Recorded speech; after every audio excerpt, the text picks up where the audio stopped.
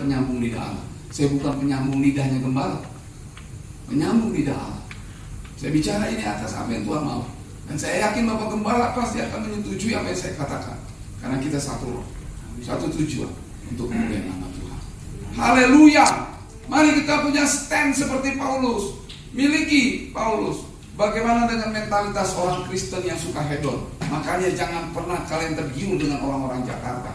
Kalau orang Jakarta kasih ajaran-ajaran tentang apapun, musik atau apapun, jangan tergiur. Mereka bukan teladan, mereka bukan contoh yang terbaik. Bukan.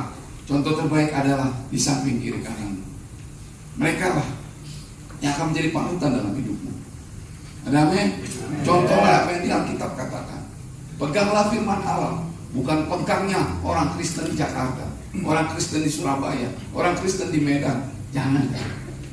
Orang Kristen yang ada di Hillsong, jangan. Peganglah firman Allah. Saya mau sedikit pengajaran kepada para pemusik tadi. Saudara harus membedakan apa yang disebut dengan sing unto a new song, artinya menyanyi dengan lagu-lagu baru, atau menyanyi dengan penyembahan itu berbeda. Waktu kita nyanyi pujian tadi, bulu yang terkulai, itu yang disebut dengan sing of worship, menyanyi untuk penyembahan. Tetapi itu bukan penyembahan, karena penyembahan itu chordnya berbeda. Jadi kalau saudara habis menyanyikan pujian itu, terus tiba-tiba si WL akan bilang, mari kita sembah dia, saudara harus siap-siap mengubah chord. Kalau tidak, saudara tidak akan pernah bisa enter in, masuk di dalam hadirat Allah. Karena ada chord-chord khusus untuk masuk di dalam ruang Maha Kudus Allah. Itu tidak bisa sembarangan.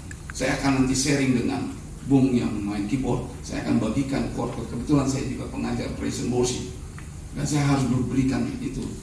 Jangan samain waktu kita menyanyikan penyembahan, menyanyikan lagu-lagu worship.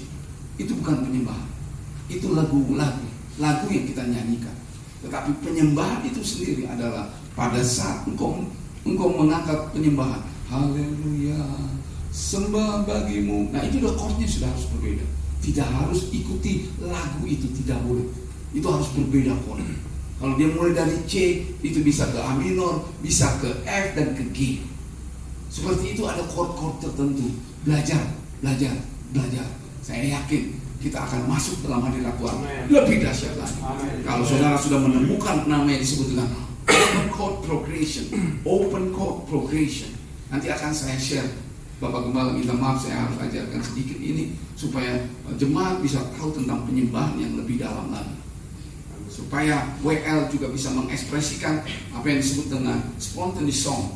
Karena sekarang sedang banyak orang sedang terbangun dengan nyanyian-nyanyian yang spontan.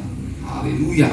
Saudara akan dapatkan banyak, apalagi Tuhan kasih kerongkongan Papua, kerongkongan emas. Haleluya. Ya, Tuhan kasih anugerah untuk orang Papua adalah kerongkongan emas. Kita suara emas. Haleluya. Miliki itu, dan mari kita berikan Tuhan extravaganza worship, penyembahan yang luber, penyembahan yang wow, yang megah kepada Dia.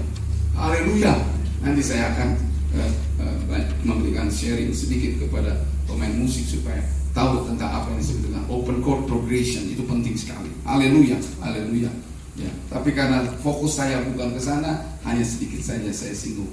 Sekali mundur, selamanya takut, bahaya buat kita. Mentalitas orang-orang Kristen harus hati-hati. Mimbar gereja jangan dimanjakan lagi dengan topik-topik yang bersifat kedagingan, teologi-teologi sukses, kemakmuran, jangan.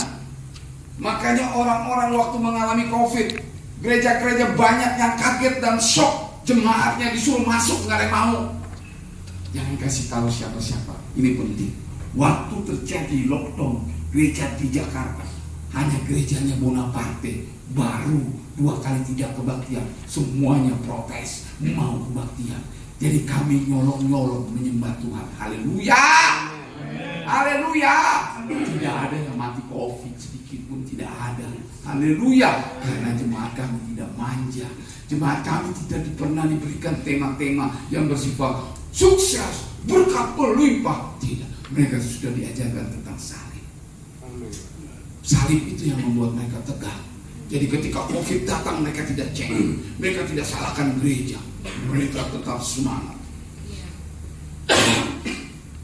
Mereka tetap semangat melayani Tuhan. Mereka tetap menyembah Tuhan. Haleluya. Mari semua di tempat ini, mari diberikan terus doktrin salib. Karena doktrin salib memberikan kita kuat. Kita tidak cengeng mengambil resiko apapun. Karena kita sudah tahu, oh iya, pikul salib. Apapun yang terjadi, oh iya, pikul salib. Itu yang memberi kita jadi tegak, kuat. Haleluya, haleluya. Jangan sampai pikul salib nyaris hilang. Itu yang akan membuat kita banyak pelayan-pelayan Tuhan mudah mundur sebelum menghadapi tantangan, sebelum menghadapi godaan dunia. Banyak yang mundur. Jangan merasa kita sok kuat. Tahukah Anda mitra setianya Paulus yang bernama Demas? Demas dahulu ikut terus kemana Paulus pergi, sampai di penjara juga ikut. Tapi tiba-tiba kita membaca isinya, dikatakan Paulus Demas berbalik mencintai dunia ini. Demas saja bisa nyelonong salah, Demas saja bisa ambruk, apalagi kita. Nah, beranikah kita memegang prinsip damkar? Saudara tahu arti damkar? Pemadam kebakaran. Saudara pernah masuk ke? Saudara pernah lihat gak apa sih tulisannya di situ? Apa motonya?